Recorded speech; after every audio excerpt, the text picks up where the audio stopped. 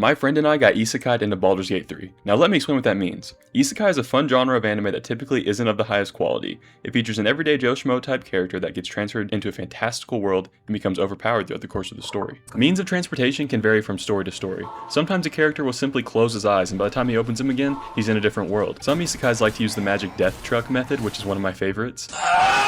Luckily for us in this situation, Baldur's Gate 3 already offers a means of transportation, and that transportation comes in the form of a kidnapping nautiloid ship that is capable of interdimensional travel. So for the sake of the video, we're just saying that this nautiloid ended up on Earth and kidnapped me and my homie. And without any further ado, let's see what would happen if we woke up in Baldur's Gate 3.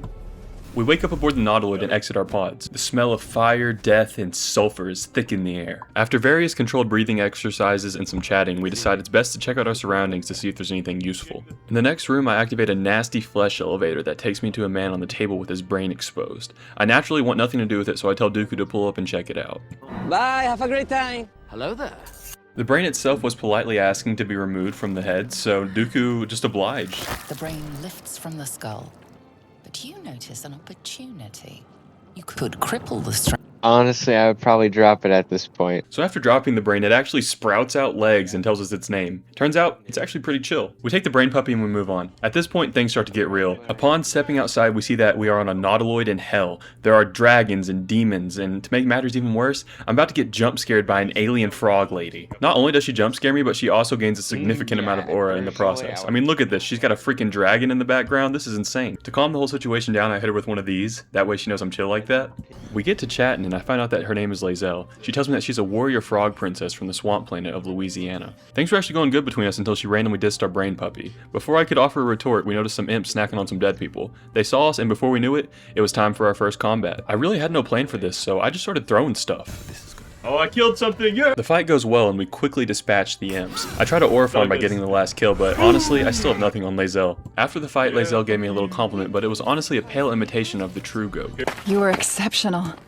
That was quite the show. Well done. Further in the ship, we found this goth girl stuck in one of those pods from earlier. Dooku has a +10 to all stats whenever he talks to goth girls, so that's... fuck, that's stupid. So yeah, Dooku decided to chat her up. He found out that her name was Shadowheart and that she needed help getting out of that pod.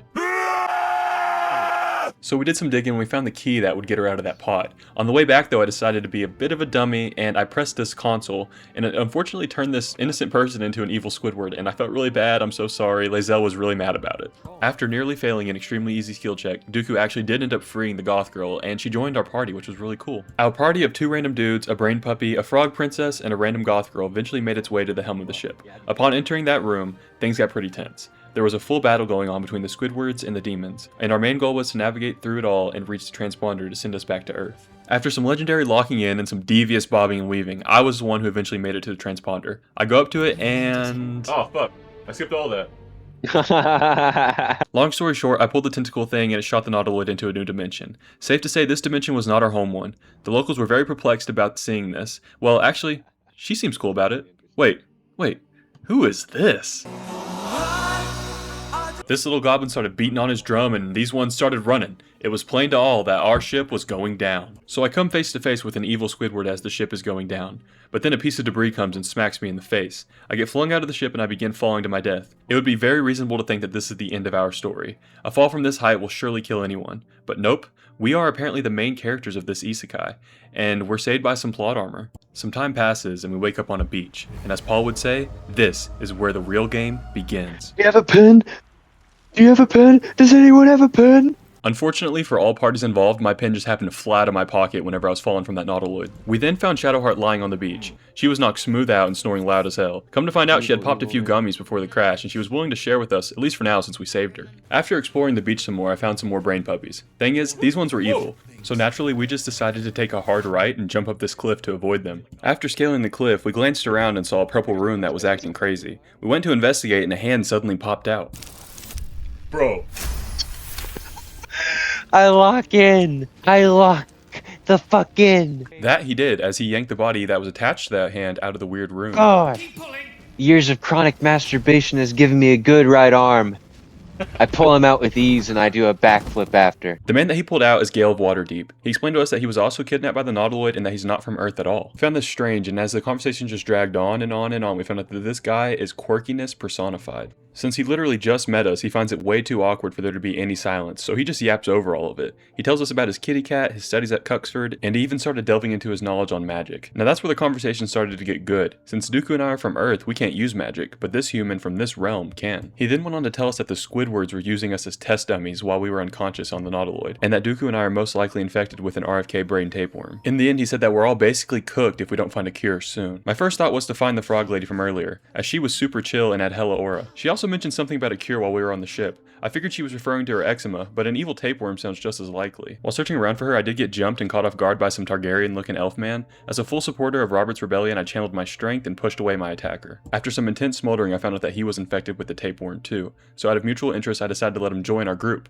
Hopefully, he could help us find a cure. And that is how Asterion Targaryen came to join our party. But Dooku and I still don't trust the bastard. I mean, he looks like a Targaryen and he attacked me. Now that we had full confidence in a full party, we decided to go back and jump those brain puppies from earlier. I feel like it was a good, act of service to get rid of them. Upon further exploration of the wilderness, we finally came across the frog princess that we had been looking for. She had been captured by some demons, and it was up to us valiant heroes to free her. I used a crossbow I had found to shoot out the base of her cage.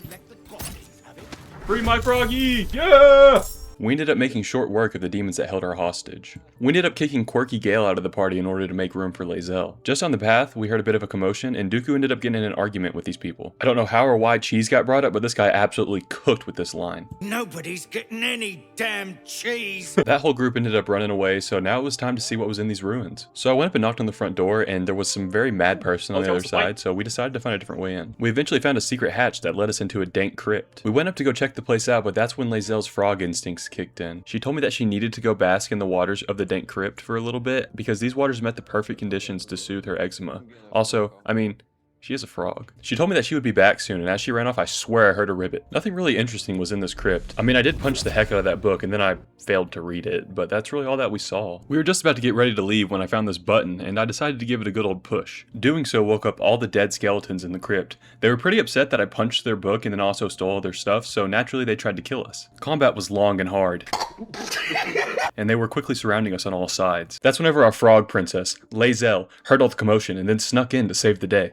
Her attack was swift and lethal, and she dispatched her target with ease. With the numbers now on our side, it was time to take care of the rest of these skeletons. The rest of the combat was simple enough, and before long, we had vanquished all of our foes. So what was behind that wall that the skeletons had to wake from the dead to protect? And it turns out that it was another skeleton, but this one was pretty chill actually, so that was cool. So he emerged from his tomb, and I already didn't like the guy. I mean, he smelled awful for starters, and he was just quoting Shakespeare, and he was just really weird. So I just turned around and left, like, see ya, buddy. Now, we started this day on Earth, and since then we got kidnapped by a Nautiloid, spent some time in hell, spent some time on a beach. It had just been a really long day, and so we decided to make camp while we were down in these crypts. Before bed, Gale was sitting in front of the fire trying to aura farm on some main character type shit, so I came up to him and I was like, hey bro, quit that shit, like you're not the main character, and he hit me with one of these. Go to hell. He just told me to go to hell. What? I actually found out the reason he was trying and failing to aura farm was because he was in his feels. To hell. An everyday expression. So trivial it's almost meaningless. But we've seen it. Oh, okay. It's real. It isn't trivial. My boy Gale was stressing, and I felt it in the bottom of my heart. I mean, just earlier in this day, my boy Gale was probably chilling in Waterdeep, petting his cat, playing with some Legos, and listening to some music. And now Buddy had quite literally been through hell. There was only one thing I knew that could bring him back from the brink. I still had my phone in my pocket, and with the last bit of battery that I had, I pulled up a sick freaking Sir Duncan the Tall edit. And so I ask you again. That's not abstract. No, Gale, it was real as fuck. We found out that there are true knights among us, and we went to bed ready to face whatever challenges may come next. The next challenge was a fight, and a pretty big one. While wandering the forest, we stumbled upon some humans stuck at a gate. Apparently they were being pursued by goblins, and some demons that were behind the gate wouldn't open it for them, so we decided to help the humans out. One of the goblins hit a sick trick shot on one of these demons, and then a theater kid pulls up and tries to aura farm like, buddy, you're not tough, get out of here. Provoke the blade and suffer its sting. This was our biggest fight by far, and there were so many combatants. Eventually we did end up exterminating the goblins, and the demons decided to let us in. Nice. That was the last of them.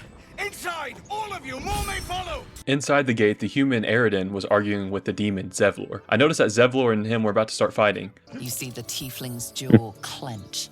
He's about to erupt. I'd had enough of demons while I was in hell, so I decided to side with the human. So I cheap-shotted Zevlor and took him out before anything could go bad.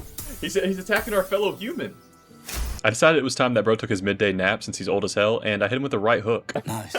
Aridin kindly informed me about what was going on at this place. He said that it was a grove run by druids, and that these druids were becoming ever reclusive. He said that whether it be by a raid of goblins or the folly of druids, that this grove was essentially cooked, and that we should leave as soon as possible. Him and his homies did just that, but our party wanted to check the place out a little bit before we left. I went and woke up the old demon that I had knocked out earlier. He was pretty upset that I punched him, but for the most part he was actually kind of chill. He told me that him and his people are called tieflings, and that there was a group of them taking refuge here at the Druid Grove. As he was yapping, I looked over his shoulder and saw a merchant set up just down the path. I ended our conversation and I went up to see what bro had for sale. The merchant had magic items in his shop. Since Dooku and I are incapable of using magic, it's important that we stock up on these kind of items. I bought an item called the Ring of Flinging, which adds extra damage to my throwing attacks. I also sold all the junk that I was carrying in my inventory to this guy too for a few extra pieces of gold. Now there were a lot of people in this grove, and everybody that I had talked to had advised me to leave.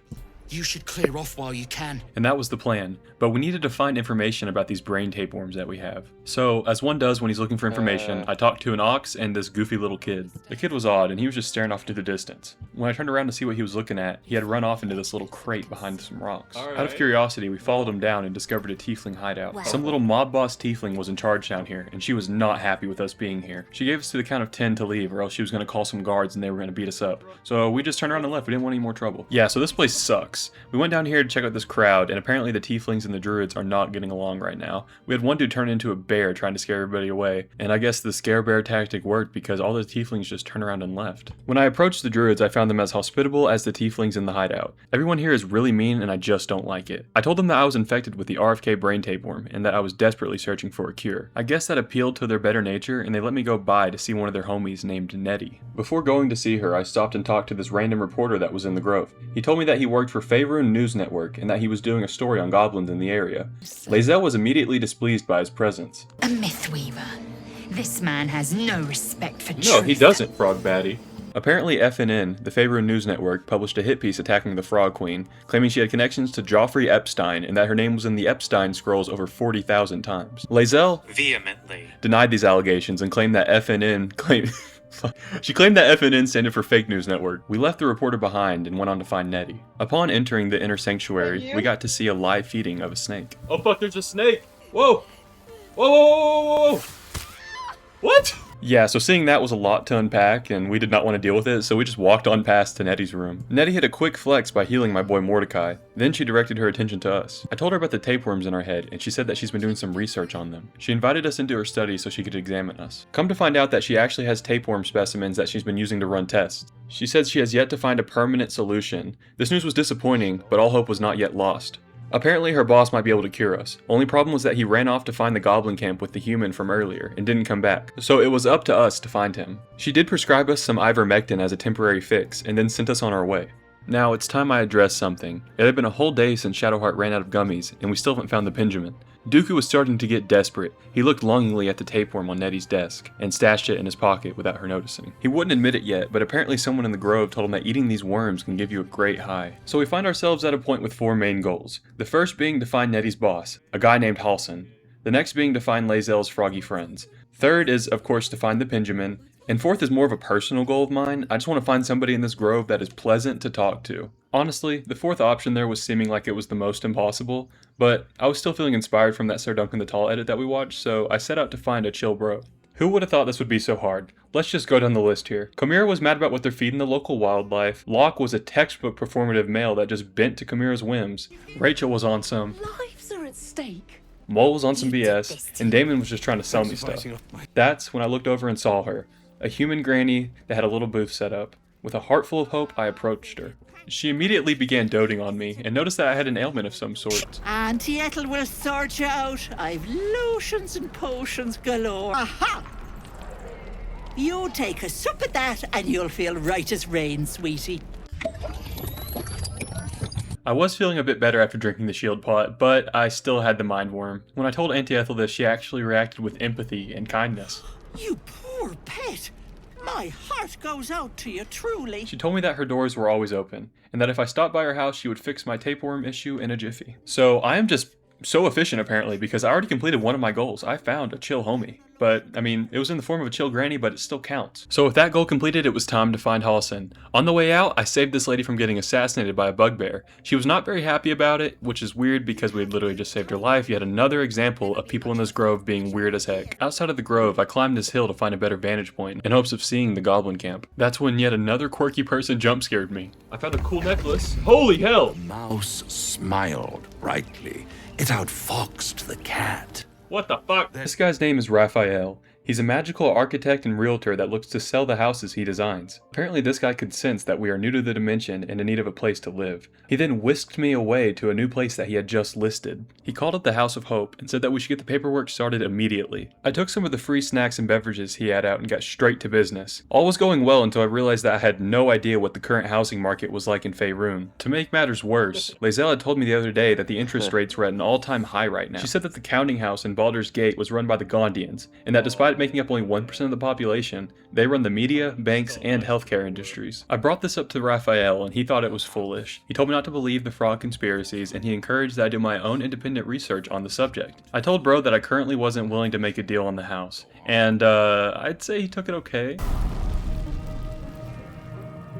Fuck. In his own way, he told me that I would not find a house of this quality ever again, but that he's up for renegotiations in the future. He claimed that our hunt for a house is cursed, and that eventually we'll come crawling back to him. And with that, he sent me back. And with that, my editing software is starting to tweak a little bit. This has been a very fun video to make. It's also been a very long video to make. It's the most ambitious thing I've done on my channel. It's taken a very, very long time. This has been episode 1 of the Baldur's Gate 3 Isekai. Please leave a like if you liked the video and a dislike if you didn't, and leave predictions for episode 2 in the comments. Huge thank you to my good buddy Dooku for doing this with me, and I'll link his channel in the description. Please, please, please check him out. Thank you so much for watching, and I'll see you in episode 2. Goodbye.